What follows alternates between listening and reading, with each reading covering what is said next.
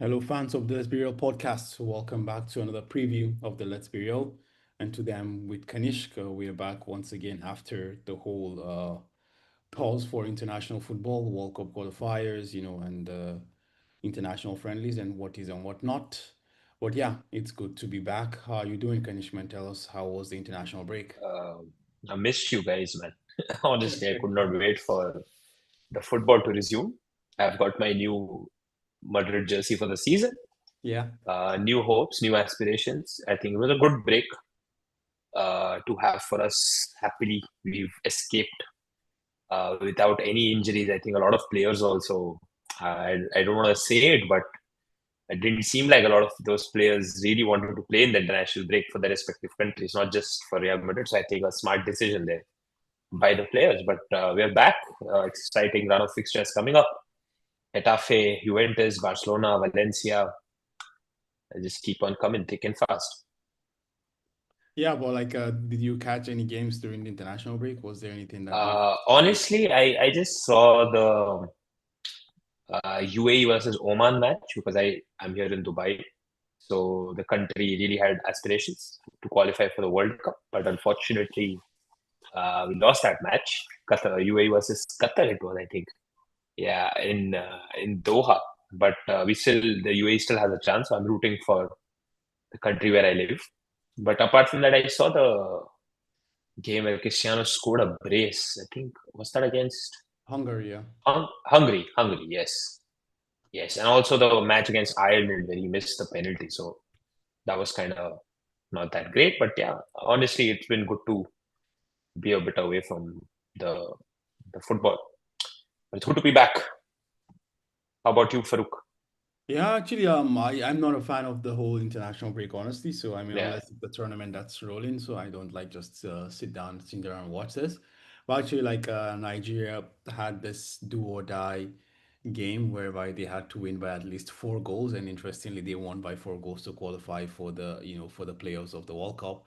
Interestingly, it was a very strange thing because it was this kind of like, okay, the four best second place teams are gonna qualify, but then to calculate the points of the second place teams, they're gonna like deduct the matches that they played against the bottom place teams in the group. So it was this kind Mm. of mental gymnastics that all of a sudden Nigeria, from being like out of the picture entirely for the World Cup, find themselves now, 3 games away from the World Cup again, but then it's still 3 games. You still have to play 2 games, on the continent, and then you have to play one intercontinental playoff to reach the World Cup. It's a daunting task. It's 3 games, but yeah, let's see how that goes, man. Let's see. But as you said, Mm. it's good to be back with club I football. think a lot of good countries from Africa have qualified. Cap Verde have qualified. That's Yeah. one underdog story that the world has been talking about. South Africa qualified for the World Cup after 2010, so that's 16 years since we've not seen South Africa in the World Cup. So I think with the expansion to 48 teams, I think a lot of new countries are going to be there in the Yeah, United actually, States, yeah. Canada, Mexico next year. Yeah, I think if I'm not wrong, I think now we're gonna have like 9 teams from the Yeah. African continent, which is great. And as you said, And right? it's great to see, man. Africa, I just feel is very underrepresented in Yeah. international football. Does not get its deserved credit. Exactly, man. I couldn't agree more. Honestly, I couldn't agree more. So it's good to Yeah. see, like countries like Cape Verde have the chance, to go there, and like they've done themselves really well. Really really proud. Honestly, like it's a very good feel good story there. We're seeing Ghana also qualifying for the second time. They also have a homegrown coach as well, and we're seeing. And I think for me, actually, Morocco is a team that actually like I look at very fondly, like in a very good way, and also in very jealously, because like you see the way the way they kind of build their sports, from the grassroots level, even from the women's team, the men's team, I think the under 20 teams actually are going to play Argentina in the final at the weekend, for the under 20 World Cup as well. So you see, like they have it's more like a pyramid. Like there's a unified vision from the top that spreads from the Yeah. very grassroots to the very top.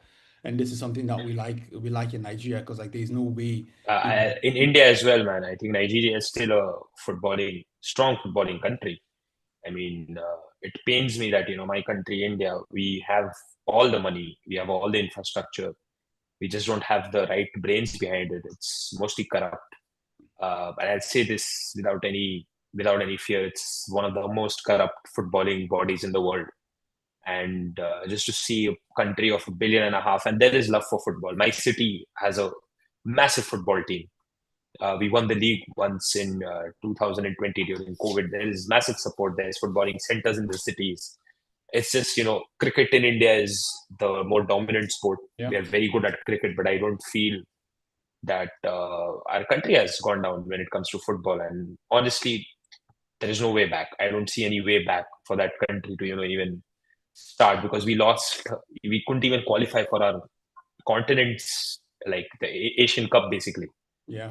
the Yeah. Euro or AFCON equivalent. And we've been qualifying for the last two editions, but it's gone so bad right now that we can't even qualify among the top like 24 Asian teams, which is honestly very, very shocking and sad.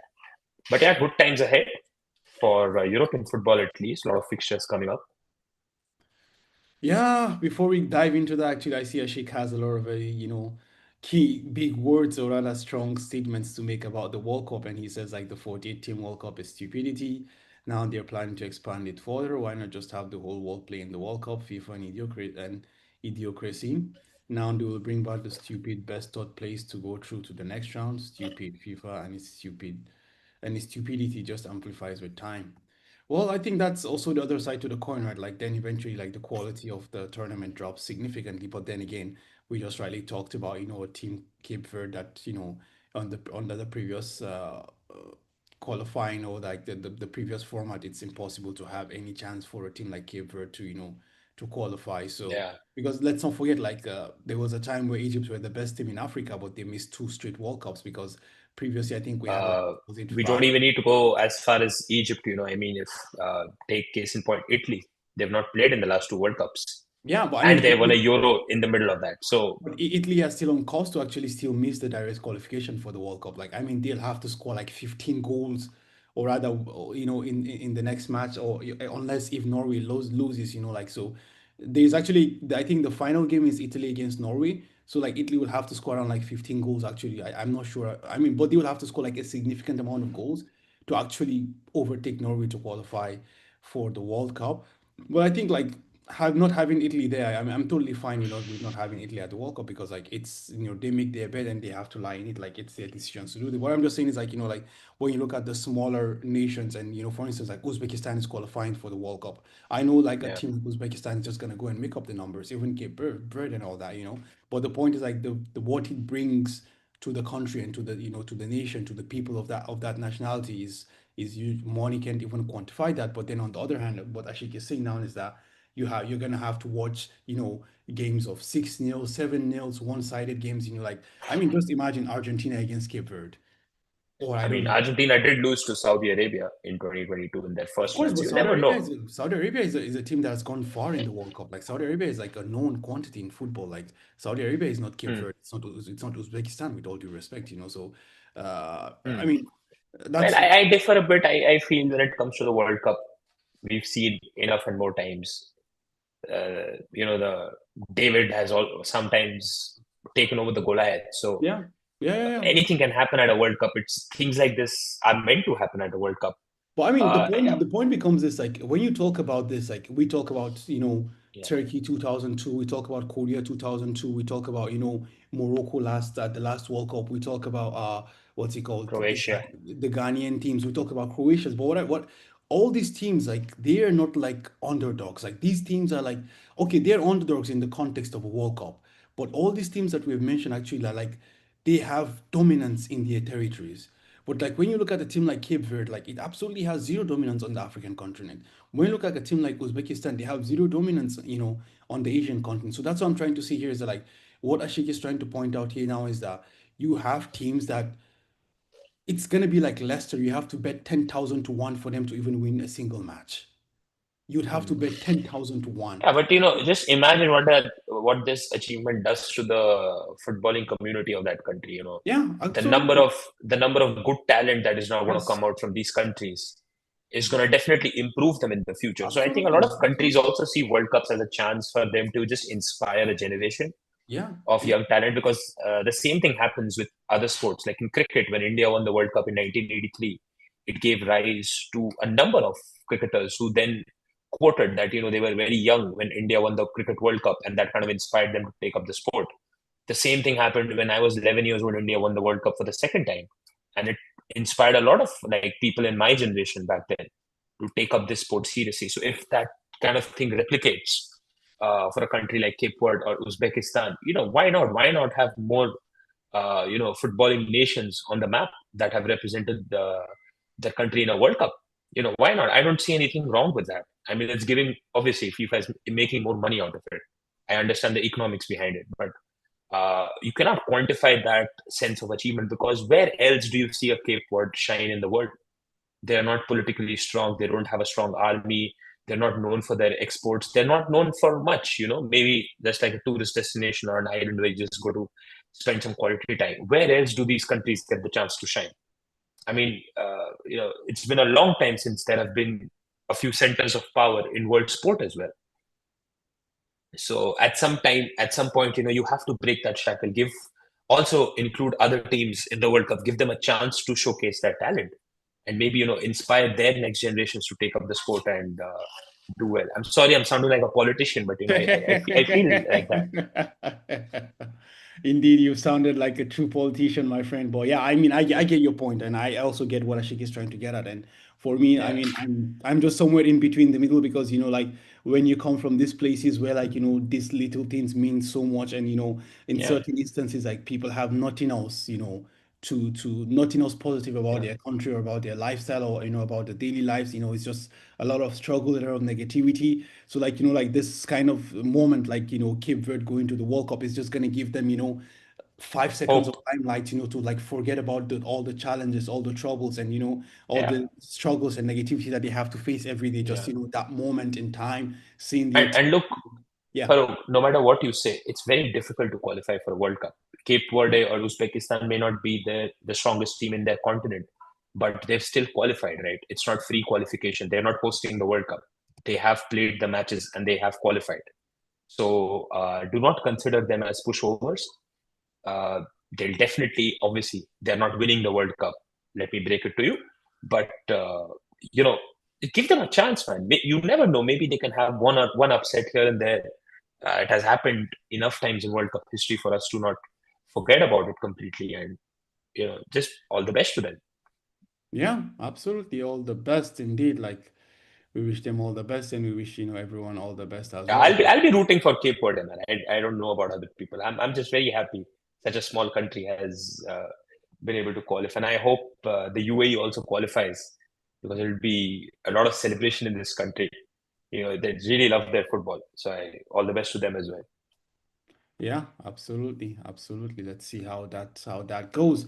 But yeah, let's get back to business, and let's focus Yeah, more on what happens, the now that we are back with the European football, and as you also you gave a very brief introduction. Like right now, we have a span of 3 games and 7 days. We have this daunting set of games. We start from Getafe. We go then like we host Barcelona, and then we host Juventus as well. So it's we host Juventus, and then we host Barcelona. Actually, it's the other way around. So it's going to be quite interesting to see how that pans out.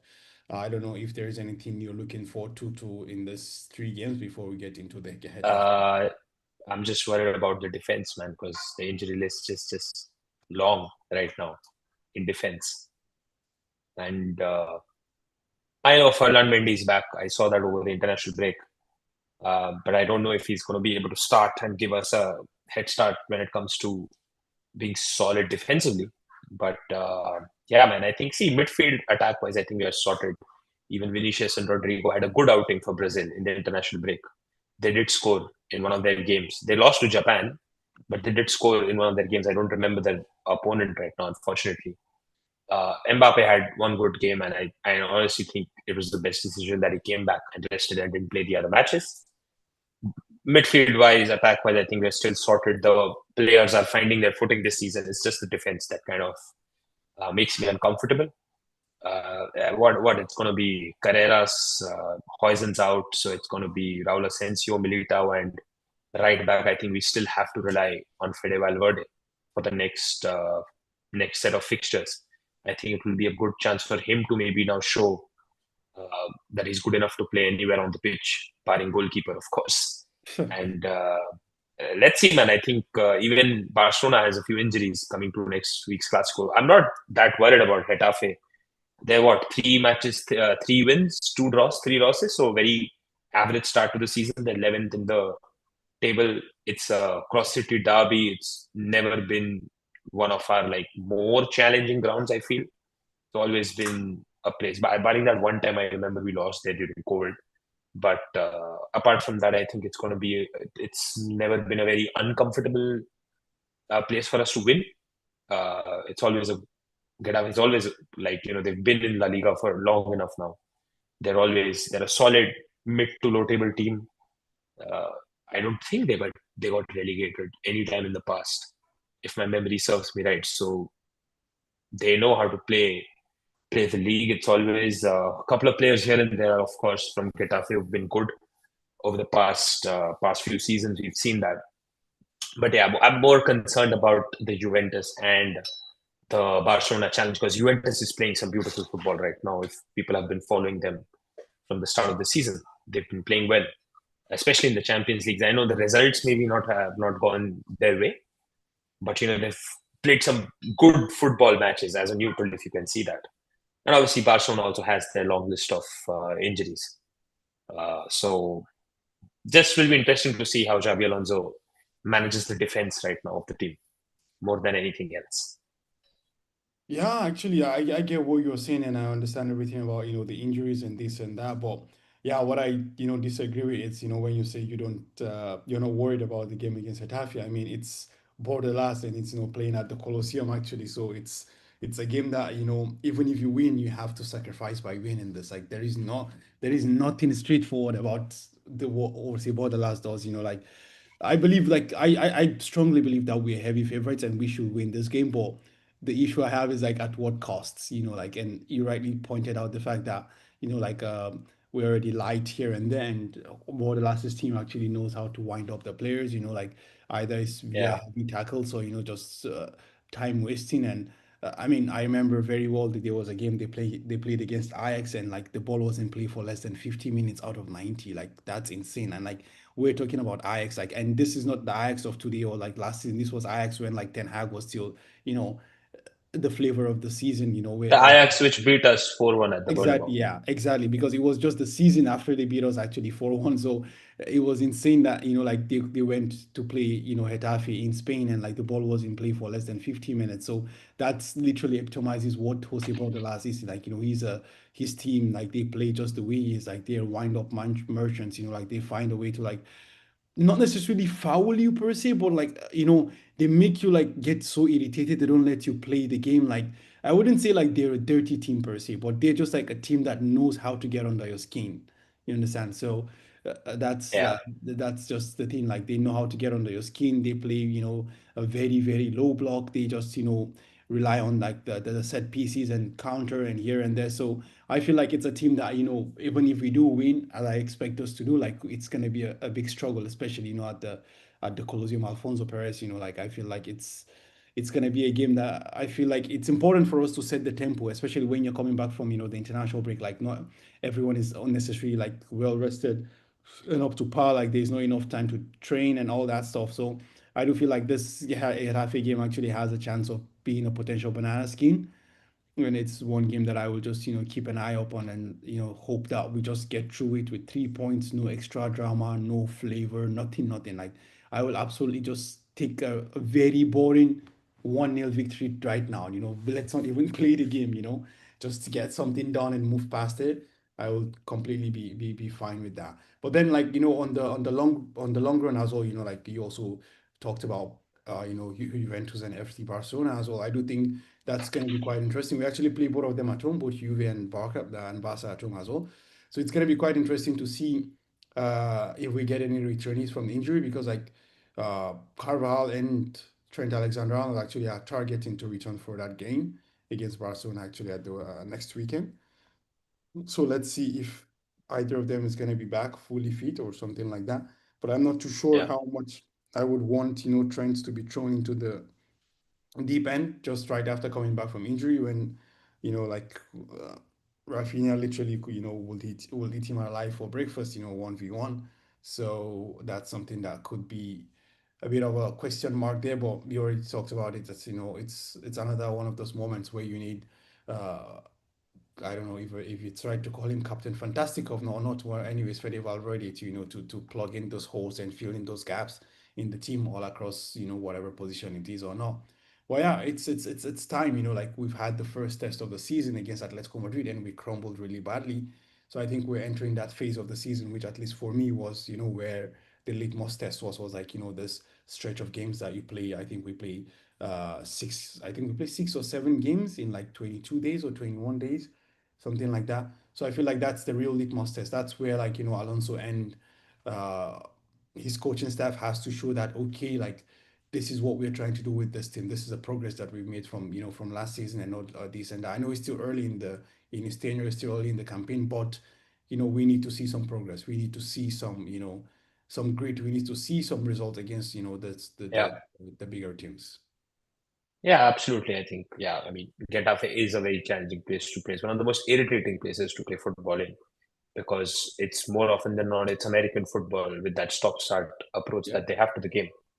But I'm just more concerned that the team does not pick any red card or gets any unnecessary injury before the Barcelona match, which will definitely be on Getafe's mind. Make no mistake, they will try to rile up the player and probably have them take a red card or maybe try to give them like maybe injure. I don't want to say that they want to injure any Real Madrid player on purpose, but yeah, like uh, it's a high possibility that that happens. But yeah, as you very rightly said, just set the tempo. It's a very important leg of the season. The next 20, 25 odd days kind of makes or breaks one part of your season. Maybe you can, just if with the Barcelona win, maybe just be a bit more sure-footed when it comes to La Liga, gain a bit more confidence when that happens. If you win against Juventus in the Champions League, who are really playing some high-flying football right now, so I think starts with a very difficult physical challenge. But I think trust the boys. I think the team and the coaching staff knows what to expect when to go to Getafe. When you go to Getafe, so I think yeah, easy 1-0 win will be more than enough. Yeah, I agree with that. We couldn't wish for anything more than that. But yeah, let's slowly get into like what Getafe has been doing this season. You rightly talked about the fact that they won 3 games, lost 3 games, drew 2 games. More or less, like it's a very typical Getafe form because I think they finished last season 13th. The season before that, I think they were also like mid-table and around that. So more or less, like this is what Getafe has been at least in the second spell of Jose Bordalas. I mean, yeah, in the first spell they were like you know also like contending for Europe and all that. But maybe the season might see, an improvement or not. We don't know yet. But I mean, the season is still young. But basically, what they're showing now is still, the form that has been for from the previous years. Like just a team that's just around the middle of the table, nothing extraordinary here or there. But yeah, also like this season they come in with a lot of ex-Real Madrid players. Like it's as you mentioned, it's a team that's based in Madrid as well. There is Boya Mayoral, there's also Mario Martin. Mario Martin, yeah, Exactly, just to name a few. So those guys are gonna, look to play against to play and score against us. And I think Mario already has 2 goals this season, from 6 games. And also I think their star attacker as well, Liso has 3 goals in 5 La Liga appearances. Like and he missed the last games for because he played, for the Spain under 20s, and since Spain is out of the under 20 World Cups, like he's back. So Lisa scored 3 times in 5 La Liga games this season. So I think he's also going to be looking to keep up that good form and and follow up with the disappointment of Spain, which rebounding better. So these players are going to be quite tricky to to deal with. And as I mentioned, like it's gonna be really a very physical game. A lot of back counter attack. Just sit back, soak up the pressure. He does on the counter attack. Try to get a set piece here and then see what they can make out of that. But yeah, just uh, uh, looking at all that, actually, like on paper, it doesn't sound too how should I say, it doesn't sound, too daunting, especially also the form that, Getafe come in with. I think they haven't won a game in the last 4 matches as well. So, couple all that together, it kind of shows that like, yeah, this should be easy peasy for Real Madrid on piece on the paper, but yeah, it's absolutely nothing but that. And I hope that, the team and Xabi Alonso staff, are completely ready for that because after international break, there's a very small chance of, letting things slip up a bit.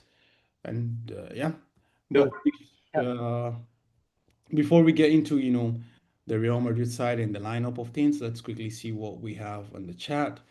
Ashik is also saying like Real Madrid is winning Sunday. What else is there to analyze? It's a given. I guess he's being sarcastic here. And then he said Real Madrid beats Juve and then wins the Clasico. Done and easy. We are winning the next three matches. Mark my words. As long as we don't have our players headbutting others like blithering idiots, then we'll be fine. We already know what we already know that if Real Madrid's defense make mistakes and we lose, they will always be Mbappe bashing for bad defending as usual.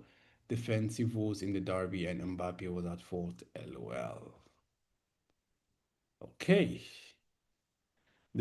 I feel like this is more targeted towards Sunaid, but I don't know. Because I feel like Save this for the post match, Ashik. okay, Ashik, here you hear it. Kadik says come back after the post match and you should keep this there. Maybe Yeah, maybe ask it to the concerned person. nah, this is just a thinly veiled dig. It's like to whom it may concern, but you know who the target of the text is, anyways. But yeah, I get you. I get you. Yeah. So he was talking about defensive wars there. So like let's get into the lineup. Let's start from defense. I mean, we know Thibaut is in goal, so there is no point there. So like, what do you expect to see? For the defensive partnership we talked about. Um, Hoyson not being there. So I still feel Militao and Raul Asensio start Yeah. with Carreras on the left and Valverde playing right. Has Ashik written something on the chat? Your face says, Yeah, actually, like Ashikas was writing that, trust me, it wasn't really just for Sunaid, but media guys always have their knives out for the guy. Okay. yeah. So yeah, I feel Raul Asensio starts with Militao in defense. Uh, Carreras plays left back, or maybe Fran plays left back. I don't know. It's up to Xavi. And Valverde plays right back. I think we have to trust him there. And then these guys, I think midfield is pretty much Chouameni. Maybe Bellingham gets a start now that Valverde is playing right back. Yeah. He's a bit more, if he's fitter, if he's gotten fitter during the international break. And we have Arda there. Then we probably have Franco with Mbappe and Vinny. Or, I feel it's a very futile exercise to even guess the playing 11. Yeah, actually, I agree to some extent with that. I think I see like I feel like we have no choice but like to play Valverde, as a fullback, and I think he Carreras continues his play as well. Militao, as you said, like Asensio is just a natural replacement. Like it's because I think Alaba is just not in the pecking order anymore. So I think Asensio is just a natural replacement. What I'm not too sure about is the midfield because like you talked about Güler and you talk about Tchouaméni and you talk about Bellingham. So I'm not too sure how. But then actually we also know that. Dani Ceballos also is out, so like that, also takes out one other rotation piece. So I'm not too sure how if all these three start. I know Bellingham should start because he had the rest, like he had the rest. Chouameni, I'm not too sure. I think Chouameni was supposed to start. Güler, not too sure. Mbappe, of course, starts as well. Manstantuono also he was back early, so I think he should be fair. Vini also 50-50. I'm not too sure because like they are back from this whole long journey as well, so could be quite interesting to see if you start with Vini or like I think Brahim is injured or Brahim is still there. Brahim is fit, right?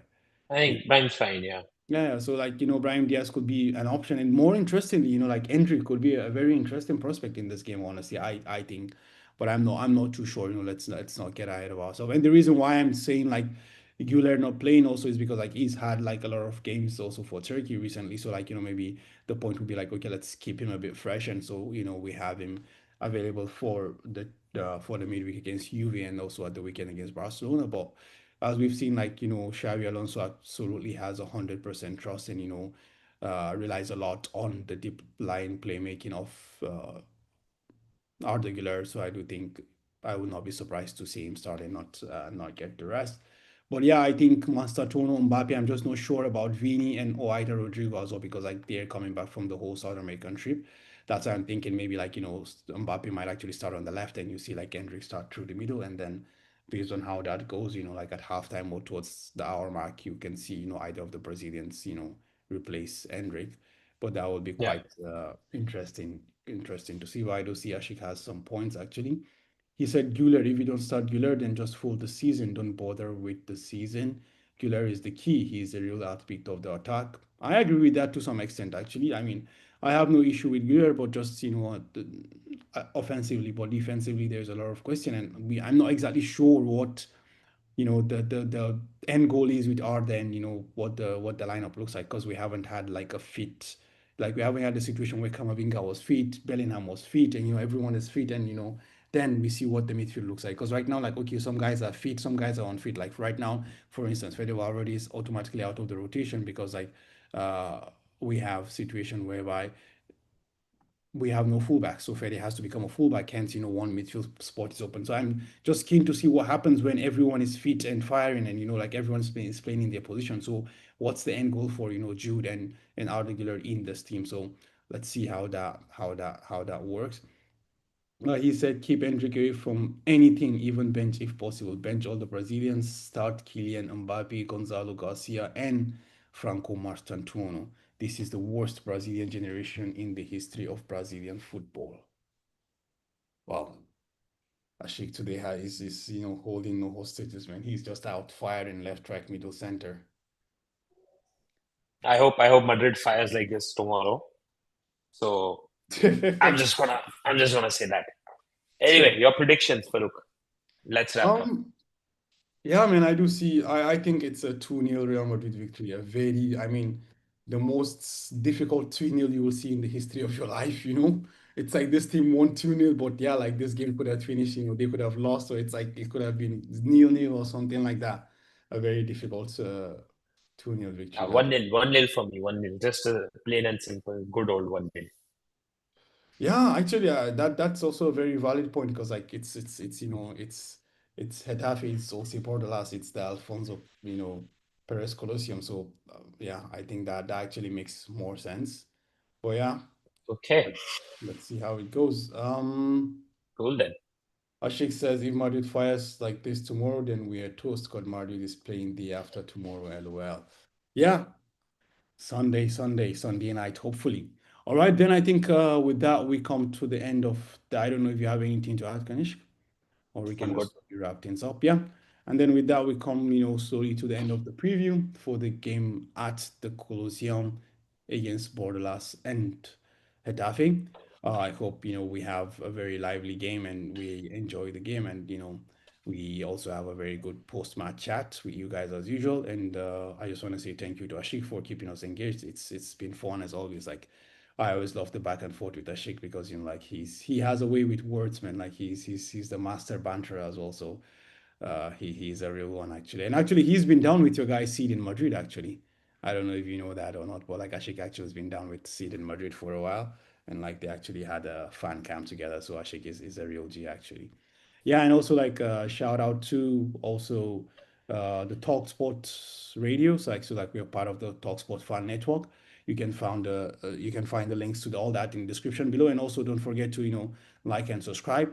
So whenever we do something, you're up to date and are notified about anything that we have planned, scheduled, and also fan camps. No fan camps for the game because it's a away game unless something else happens.